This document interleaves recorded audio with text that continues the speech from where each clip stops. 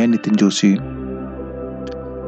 हमारे YouTube channel engineer Nitin Joshi में आप सभी का स्वागत करता हूं और हर शाम की तरह एक नई कहानी के साथ आपके बीच हाजिर हूं। चलिए फिर शुरुआत करते हैं एक नई कहानी से। शाम हो चली थी, लगभग 6:30 बजे थे। वही होटल, वही किनारे वाली टेबल और वही चाय की चुस्की ले रहा था मैं। उतने में ही सामने वाली टेबल पर एक आदमी अपनी 9-10 साल की लड़की को लेकर बैठ गया। उस आदमी का शर्ट फटा हुआ था, ऊपर की 2 बटनें गायब थी, पैंट भी मैला ही था। रास्ते पर खुदाई का काम करने वाला मजदूर जैसा लग रहा था। लड़की की फ्रॉक धुली हुई थी और उसने बालों में वेड़ी भी लगाई हुई थी। उसके चेहरा अत्यंत आनंदित था और वह बड़े कुतूहल से पूरे होटल को इधर से उधर देख रही थी। उनके टेबल के ऊपर ही चल रहे पंखे को भी वो बार बार देख रही थी, जो उनको ठंडी हवा दे रहा था। बैठने के लिए गद्दी वाली कुर्सी पर बैठकर वो और भी प्रसन्न दिख रही थी। उसी समय वेटर ने 2 साफ गिलासों में ठंडा पानी उनके सामने रखा। उस आदमी ने अपनी लड़की के लिए एक डोसा लाने का ऑर्डर दिया। ये ऑर्डर सुनकर लड़की के चेहरे की प्रसन्नता और बढ़ गई। और तुमको? वेटर ने पूछा।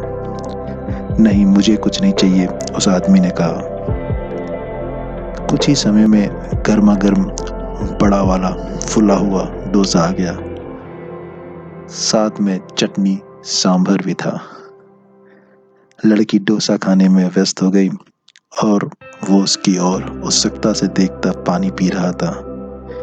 इतने में उसका फोन बजा, वही पुराना वाला फोन। उसके मित्र का फोन आया था। वो बता रहा था कि आज उसकी लड़की का जन्मदिन है और वह उसे लेकर होटल में आया है। वो बता रहा था उसने अपनी लड़की को कहा था कि यदि वह अपनी स्कूल में पहले नंबर लेकर आएगी तो वह उससे उसके जन्मदिन पर डोसा खिलाएगा, और वह डोसा खा रही है। नहीं रे, हम दोनों कैसे खा सकते हैं? हमारे पास इतना पैसे कहाँ से हैं? मेरे लिए घर में बेसन भात बना हुआ है। उसकी बातों में व्यस्त रहने के कारण मुझे गर्म चाय का चटका लगा और मैं वास्तविकता में लौटा।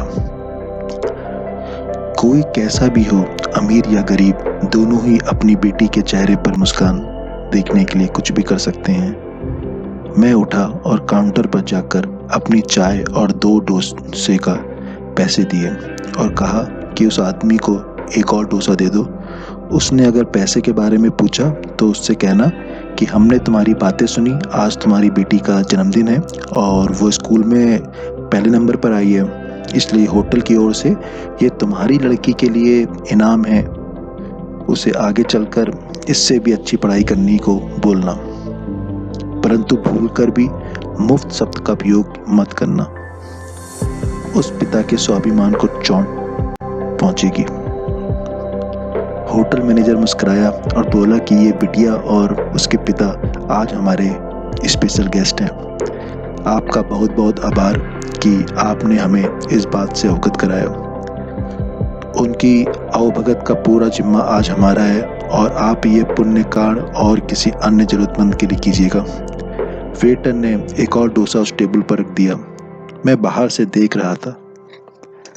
उस लड़की का पिता हड़बड़ा गया और बोला कि मैंने एक ही डोसा बोला था।